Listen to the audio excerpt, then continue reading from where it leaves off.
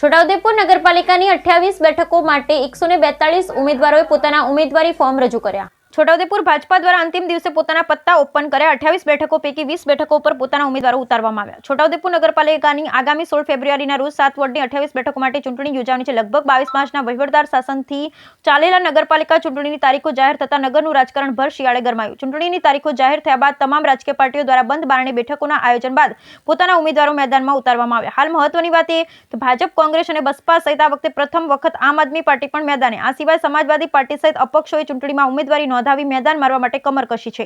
कांग्रेस तरफथी 28 बेठको पैकी 16 उम्मीदवारों, भाजप तरफथी 20 उम्मीदवारों, आम आदमी पार्टी तरफथी 12 उम्मीदवारों, आम आदमी पार्टी तरफथी 12 उम्मीदवारों, बसपा तरफथी 16 તેમજ સમાજવાદી પાર્ટી તરફથી 6 ઉમેદવારો મેદાનમાં ઉતરવામાં આવે છે। ભાજપ જિલ્લા પ્રમુખે 20માંથી 20 બેઠકો જીતી ભાજપનું બોર્ડ બનાવવાનો હુંકાર ભર્યો છે, તો બીજી તરફ આમ આદમી પાર્ટી જિલ્લા પ્રમુખે આ વખતે આમ આદમી પાર્ટીનું જાડુ કરશેનો વિશ્વાસ વ્યક્ત કર્યો છે। તો બીજી તરફ પૂર્વ પાલિકા પ્રમુખ અને ભાજપા તરફથી ઉમેદવાર અલ્પાબેન શાહે જણાવ્યું કે અમારો સીધો વિરોધ હાથી છે અને તેને અમે હરાવીશું તેવો હુંકાર ભર્યો। આ તરફ કોંગ્રેસ પીઠ નેતા અને પૂર્વ વિરોધ પક્ષના નેતા સુખરામભાઈ રાઠવાએ જીતનો આશાવાદ વ્યક્ત કર્યો, તો પીઠ રાજકારણી અને અપક્ષ ઉમેદવાર આદમભાઈ સુરતીએ આ વખતે અપક્ષનું બોર્ડ બનશે તેવી પ્રબળ સંભાવનાઓ વ્યક્ત કરી। Bureau report Rehan Patel.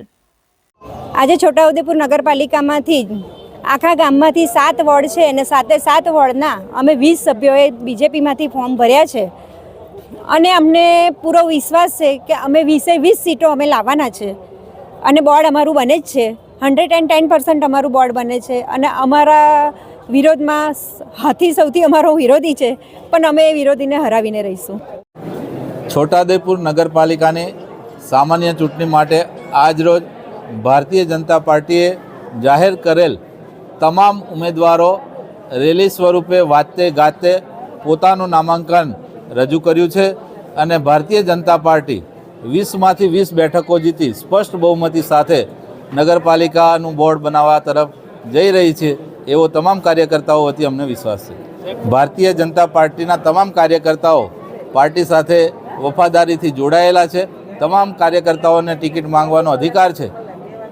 Ticket જાહેર થયા પછી ભારતીય જનતા પાર્ટીના કોઈપણ કાર્યકર્તાની નારાજગી ભરા કે જે કોઈ આગેવાન સમક્ષ રજૂ થઈ નથી।